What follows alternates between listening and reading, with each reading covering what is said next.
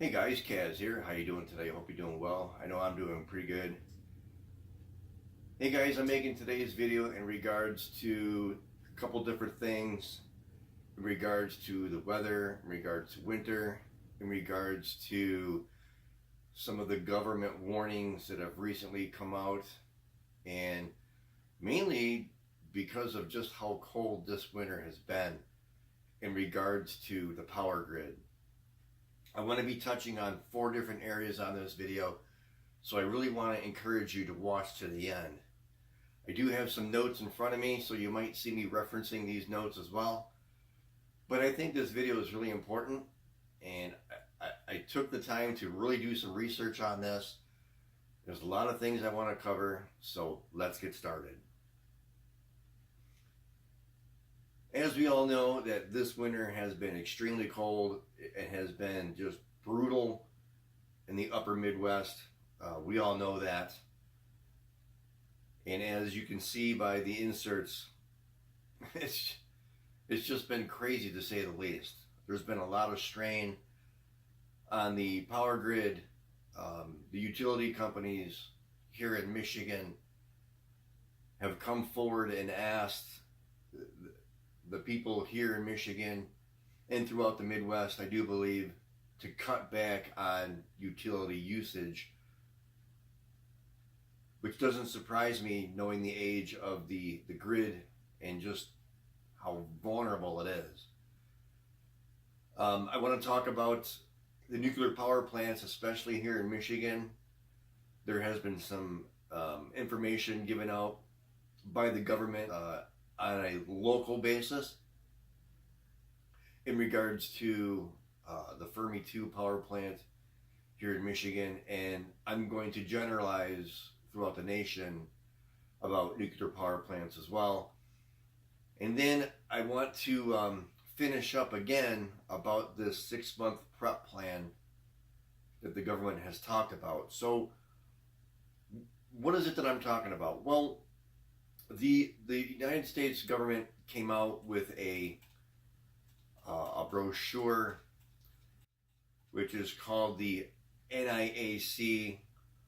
It is the President's National Infrastructure Advisory Council, the NIAC.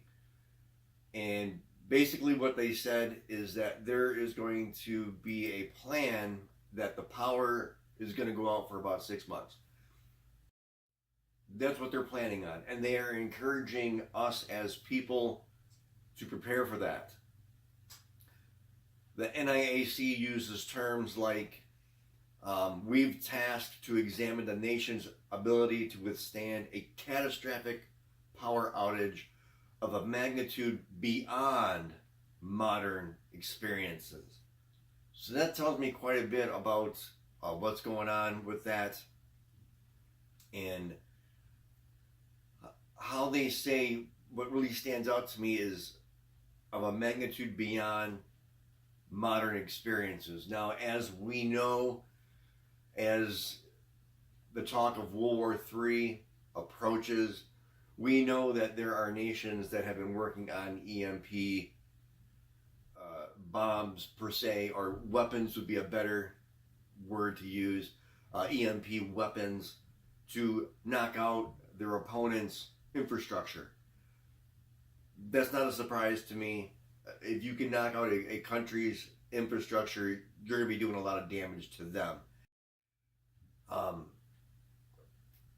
The other thing that they talk about is a catastrophic power outage that could paralyze entire regions with grave consequences. And then they list these consequences, okay?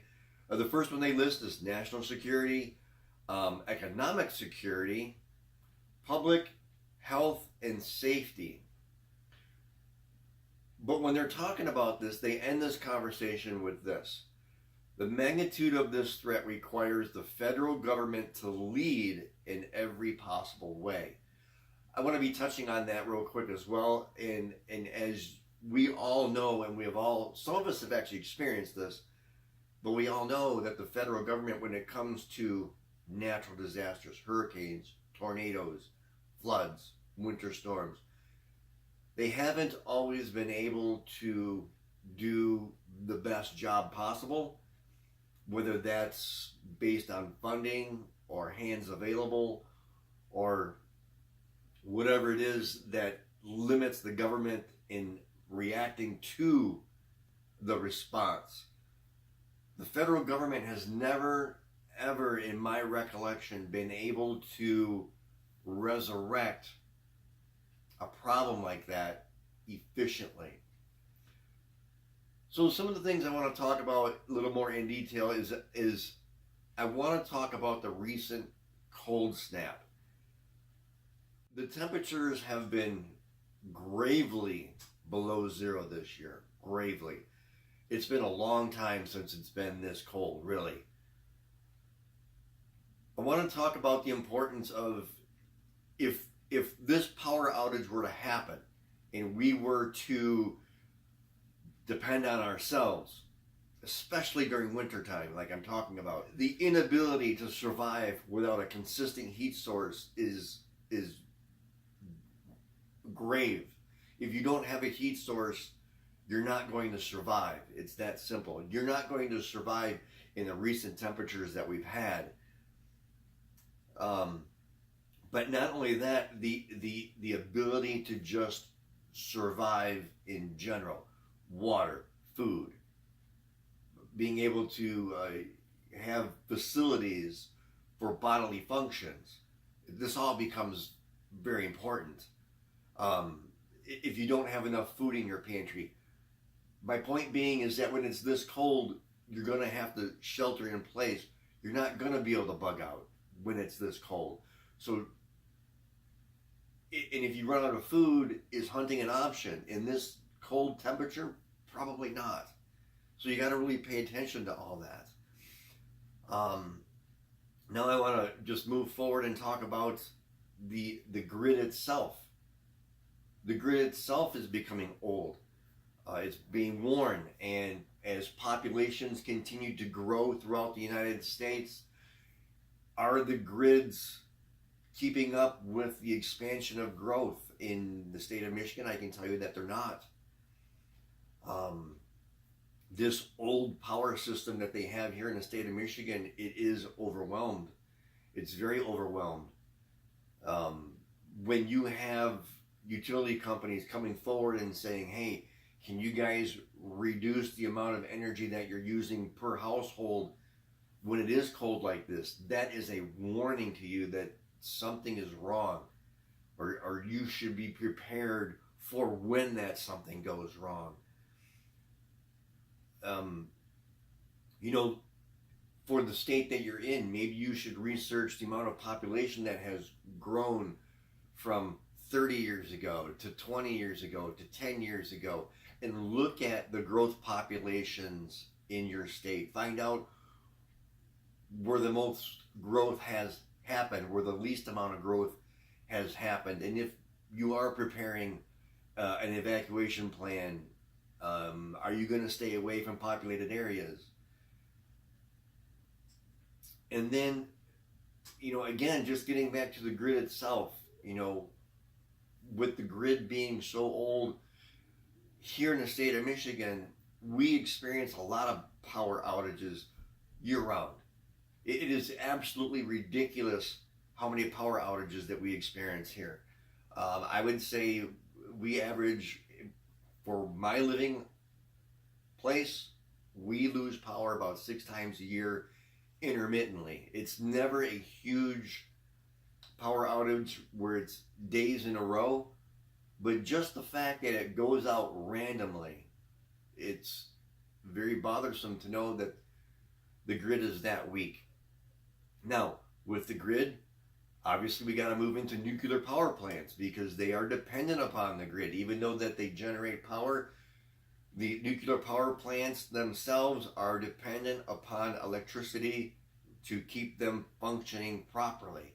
Yes, I know that nuclear power plants have a backup power system. I'm very aware of that. But that is a limited backup power system. That power system that they have in keeping the plant operational is generally for several days, maybe up to a week at the most. The backup power system for those nuclear power plants is not for a month or a couple months on end. It's a very short backup plan that they have. So without electricity, the nuclear power plants become a question. When they are in question, is there a chance that the core is going to melt down? The cooling tanks, what kind of state of solid infrastructure are they in? I know that the nuclear power plants here in the state of Michigan were built in the 1960s, so you have to question their soundness. I mean, how sound are they now? They're approaching 50, almost 60 years old now, so you really have to think about that. And then, if something does happen, what about the radiation poisoning in regards to the nuclear power plants? We have the Great Lakes here. It is arguably about 1/3 of the world's fresh water source. We have nuclear power plants surrounding the Great Lakes, not only in Michigan, but in the outer lying states that surround the Great Lakes. Radiation poisoning is a serious thing. Water contamination from radiation poisoning is a serious thing. These are some things that we really need to really think about and talk about in regards to the grid and how fragile the grid is. So I just want to talk about this plan again that the government has just recently released in December of 2018. The NIAC has released a document, and the links will be below, in regards to that we should be planned for 6 months without the grid. And there's various reasons for us to be without the grid. In my opinion, there's various reasons. I just want to encourage you folks to prepare, look at this seriously, look at the links below, and take this video and this information seriously. Because my firsthand experience is that here in the state of Michigan, I know the grid is very vulnerable and it's not very sound.